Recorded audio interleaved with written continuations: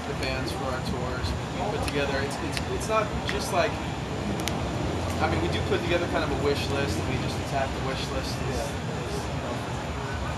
how whatever angle looks like the best way to go about it. For example, Chris was near the top of that because we had just played with Chris on some shows in Australia. And those just went really well. You know, we realized, wow, you know, playing this guy who plays this stuff, and the audio slave stuff, and the Soundgarden stuff, like it's a really good combination. We're really different, this type of stuff we do to play, but you know, it's kind of a cool thing. And then, you know, after that we go down the list. So over time though, you know, different bands are available at different times. You've only got so many slots on a tour, and some bands just, they cost more to put them on, they gotta pay them to play. Some bands cost more than what you've got kind of allotted for each slot and whatever, so it's a little bit of a balancing act. Some cost more than you think they're worth.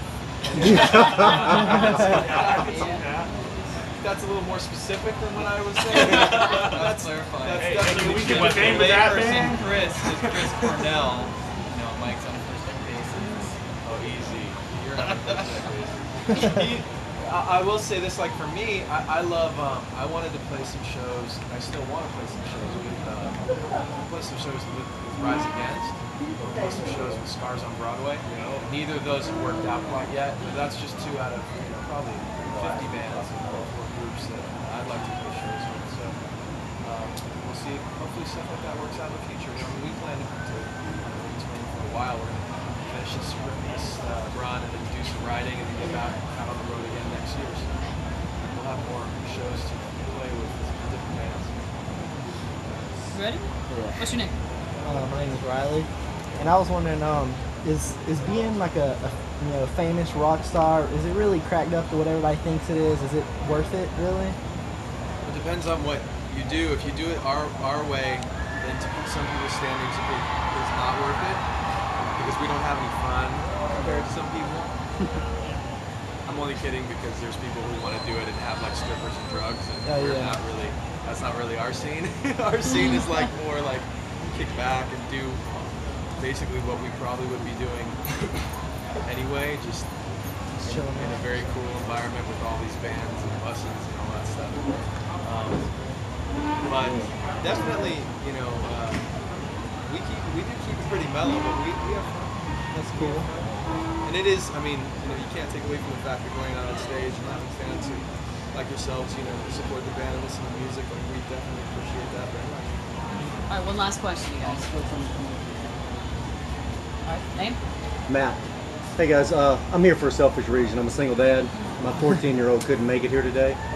He's on the phone. Would y'all?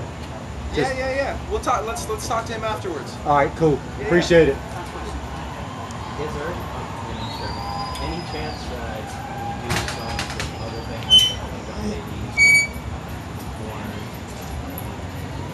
STD, saying you all upgraded to the stage? Is there any chance that you send them those songs?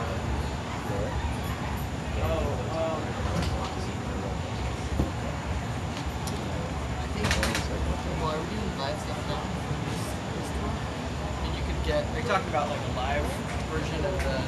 Well, when you're on stage and you end up having, you know, you go out and perform with another band. Yeah, I'd say we've been releasing what Phoenix was kind of asking about and alluding to is the what is it called? No, it's called digital souvenir pack. Yeah, Close, DigiFan.